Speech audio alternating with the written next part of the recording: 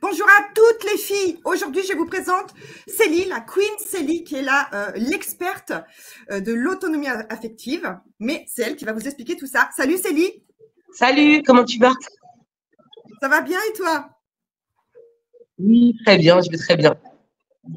Alors, explique-nous ça. Tu es experte en autonomie affective et en interdépendance affective aussi. Est-ce que tu veux expliquer un petit peu tout ça, ce que tu fais? Ok, je vais expliquer. Donc, moi, je vais me présenter, je m'appelle Queen Célie et je suis coach mindset experte en autonomie affective. Et moi, j'accompagne les personnes qui le souhaitent, autant les hommes que les femmes. Parce que maintenant, je commence à avoir des hommes qui viennent vers moi. Donc, je les aide en fait à construire leur sécurité émotionnelle. Parce que malheureusement, beaucoup d'entre nous avons été négligés émotionnellement durant l'enfance. Et c'est ce qui va générer en fait des problématiques dans nos relations interpersonnelles, sentimentales, aussi au travail. D'accord? Parce qu'il faut comprendre en fait que quand on n'a pas de sécurité émotionnelle, c'est comme si en fait on était nus, c'est la même chose. On est dans la jungle et on peut se faire en fait avoir des relations très très très toxiques parce que on n'est pas protégé, parce que tout simplement les parents n'ont pas fait le job. Et voilà à quoi les relations toxiques elles servent. Elles servent en fait à faire le job que tes parents n'ont pas fait. Voilà.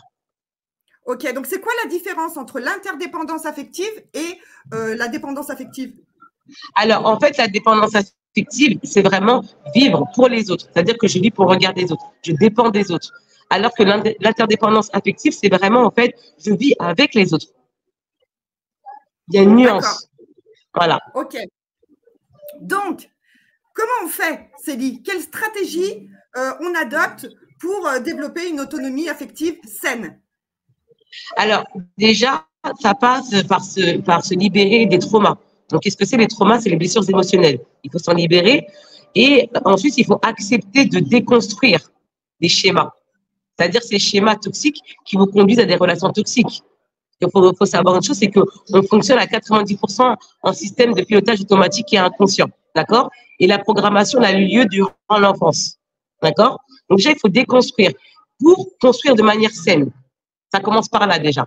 Parce que beaucoup de gens font du développement personnel et c'est comme si je prends la métaphore d'un vase.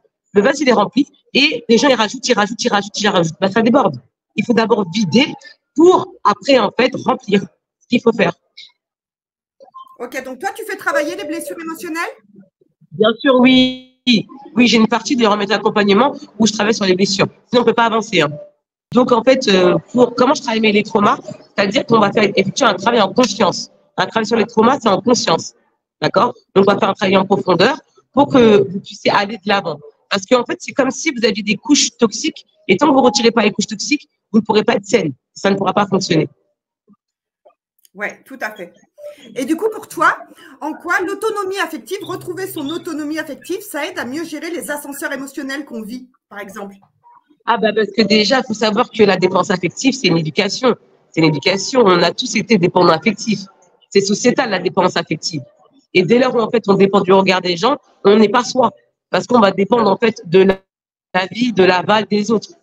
Donc, l'autonomie affective, c'est quoi? C'est vraiment une éducation alternative. Donc, c'est une éducation personnelle qui permet de sortir du fonctionnement de Hollywood, de Walt Disney, des soap opéras, tout ça, en fait, pour être en fait, enfin soi-même, en fait. Parce que beaucoup de gens pensent être eux-mêmes, mais ils ne sont pas eux-mêmes. Ça fait tellement longtemps, en fait, qu'ils sont comme ça, qu'ils pensent être comme ça, en fait. D'accord? Et l'autonomie affective, c'est quoi? En fait, c'est vraiment avoir confiance en soi. C'est vraiment une sorte de beauté énergétique. Moi, je parle vraiment de beauté énergétique. C'est quoi la beauté énergétique? C'est l'estime de soi, l'amour de soi, la vision qu'on a de soi, l'image qu'on a de soi. C'est ça qui se transparaît à l'extérieur. Parce que tout part de l'intérieur pour rejaillir à l'extérieur. Contrairement à ce que la société nous fait croire, que tout commence par l'extérieur. Ouais. Et du coup, la dépendance affective, elle affecte bien évidemment les relations personnelles. Et est-ce qu'elle affecte aussi les relations professionnelles? Ah bah bien sûr. Bien sûr, parce que quand vous êtes au travail et que vous avez besoin tout le temps de validation, d'approbation, c'est compliqué. Ouais. Donc, c'est pas bon. C'est pas bon. C'est quoi pour toi le premier pas pour retrouver son autonomie affective? Qu'est-ce qu'on fait? Premier truc. Alors déjà, le premier pas pour moi, en fait, c'est déjà d'en prendre conscience. Déjà, il faut commencer par ça. Parce que si on n'a pas conscience, on ne peut rien faire. Après, ensuite, il va falloir accepter de déplaire. Ça, c'est plus compliqué. Et parfois, en fait, c'est fait de déplaire aux membres de sa famille. aux membres de sa famille. Ça commence par la famille et même parfois au travail. Il va falloir en fait apprendre à écouter la voix interne. Parce que les gens qui sont dépendants affectifs, c'est les voix externes qui dominent sur leur choix, sur qui ils sont en fait.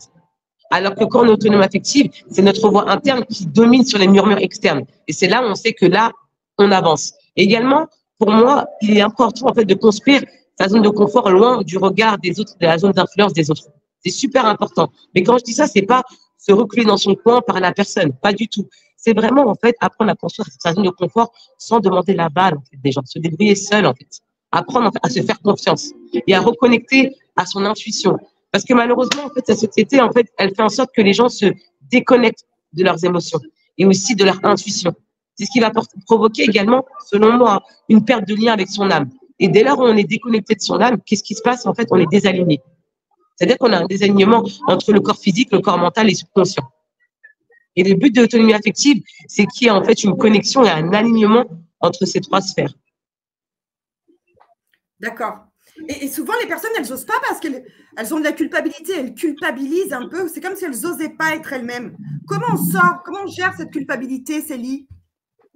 Ouais, c'est vrai que les gens ont du mal. Bah, après, à un moment donné, moi, je pense qu'il faut prendre de la distance émotionnelle avec les personnes en fait qui génèrent notre culpabilité. Mais souvent, quand quelqu'un en fait quand on ressent la culpabilité, c'est parce qu'on a de la culpabilité à l'intérieur de nous. Il y a cet effet miroir aussi. On a cette culpabilité qu'il faut travailler en fait, en commençant par un travail de pardon, se pardonner déjà soi-même. Ça commence par là déjà. Et ouais. Parce que sinon, si on ne commence pas par là, c'est difficile après de reprendre confiance en soi. Puis même la prise de décision dans notre vie de tous les jours ou dans nos entreprises, c'est compliqué après derrière. Très compliqué, tout à fait. Donc ça commence par là en fait. Donc se pardonner avant de pouvoir pardonner en fait aux autres.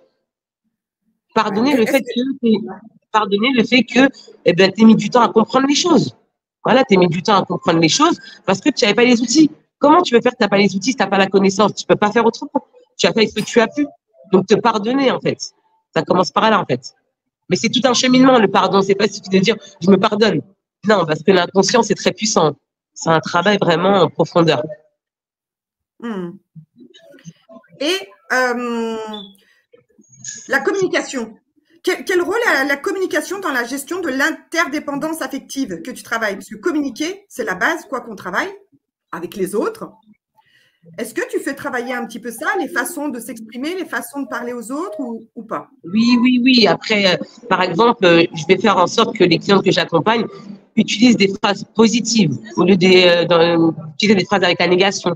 Parce qu'il faut savoir que le cerveau humain ne reconnaît pas la négation. Après aussi, il y a la CNV, donc la communication non violente, qui est un aspect en fait important en fait aussi de la communication. Et aussi, ce qui compte beaucoup aussi, c'est le langage non verbal, à jouer énormément. Vous savez déjà, quand vous rentrez dans une pièce, vous parlez déjà, en fait. Même si vous n'avez pas dit un mot. De par votre apparence. De par, en fait, votre charisme, le magnétisme. Cette énergie-là, en fait. Donc, oui, ça se travaille parce que, oui, c'est vrai que, l'expression avec le moine. Oui, on dit oui que l'habit ne fait pas le moine, mais pour reconnaître le moine, il faut bien qu'il soit habillé en moine, quand même. Voilà. Ouais. Donc, et il faut savoir aussi que le charisme passe à travers aussi le style vestimentaire, ça compte. Je suis désolée, mais si tu es là avec les cheveux en l'air comme ça et tout, on aura moins envie de t'écouter. Alors que quand tu as une présentation soignée, tu vas instiller le respect. C'est comme ça. Ça rentre en fait dans la psychologie humaine. Donc, prendre soin de soi, prendre soin de sa tenue vestimentaire, se sentir bien dans ses vêtements. Ça, c'est important. Et l'énergie, surtout l'énergie, prendre soin de son énergie. Très, très important. Parce qu'il y a des gens qui sont très jolis, mais comme on dit en anglais, il y a un terme qui s'appelle main character energy. Donc, est-ce que, en fait, quand tu rentres dans une place, est-ce que tu prends, en fait, l'espace? Est-ce qu'on te voit? Est-ce qu'on te voit? Est-ce qu'on te remarque, en fait? Est-ce que tu as de la présence? Parce que tu peux être jolie et pas avoir, en fait, ce magnétisme, en fait. Il faut savoir que le magnétisme, en fait, c'est vraiment une capacité à influencer son auditoire de manière positive. Sans manipulation, c'est tout simplement par ta présence, par ta position, tu vas influencer les gens de manière positive. Parce qu'il y a la manipulation négative et il y a la manipulation positive. Il y a les deux. Je t'écoute, très intéressant. Donc voilà, donc c'est important de prendre soin de soi.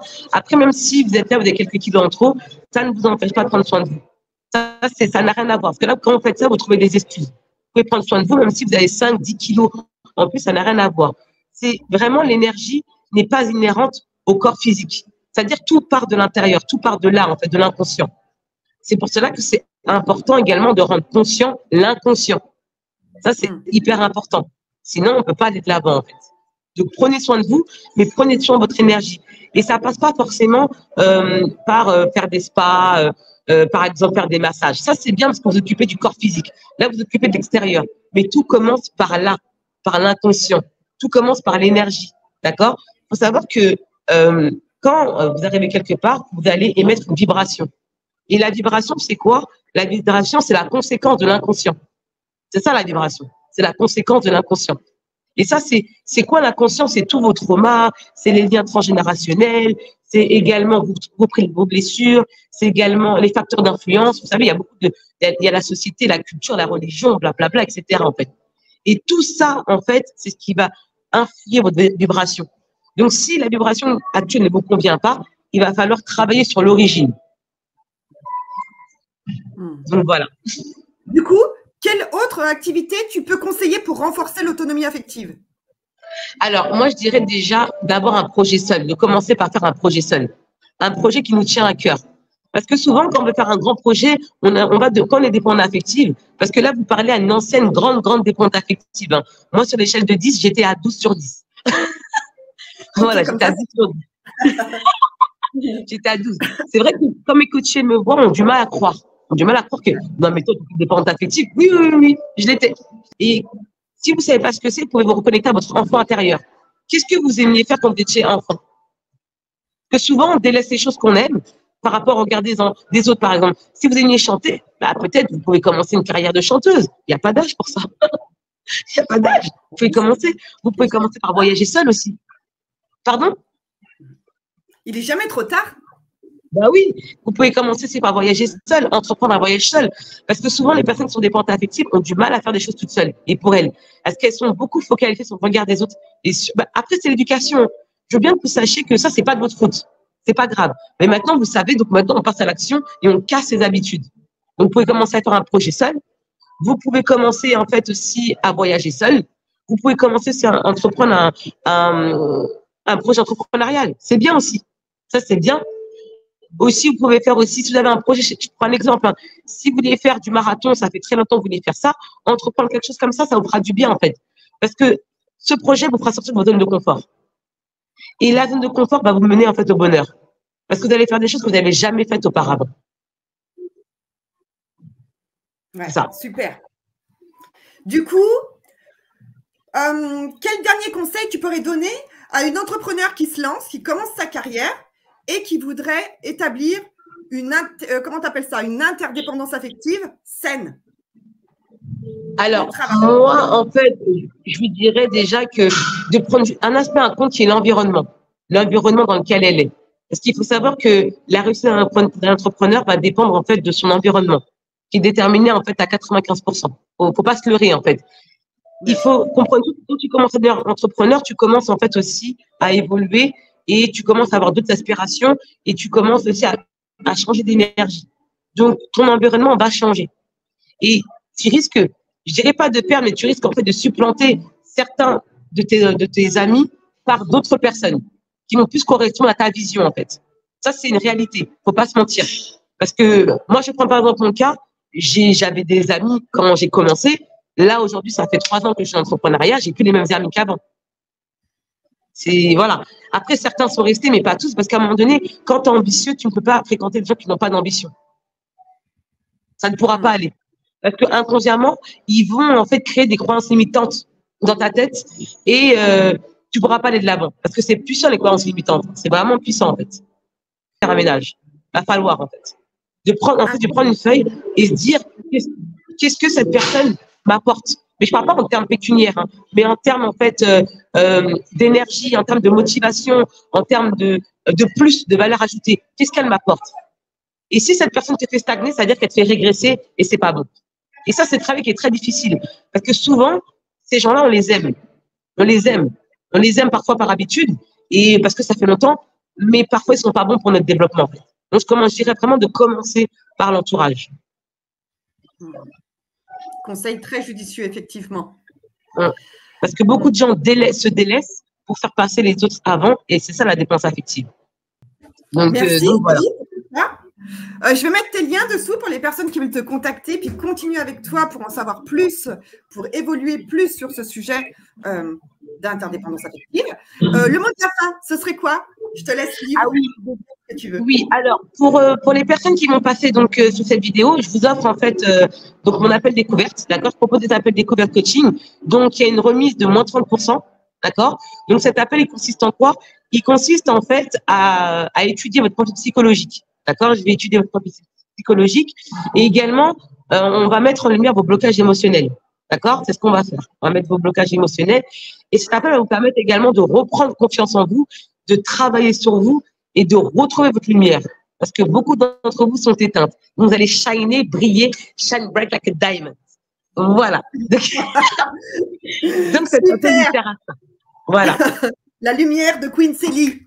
Exactement. Vous allez pétiller, vous allez shiner. Je te remercie beaucoup, Queen Merci Célie, à toi. pour ton Merci temps. à toi. Et je te dis à très vite et je vais mettre tes liens dessous. Super. Ciao, ciao. Allez, ciao.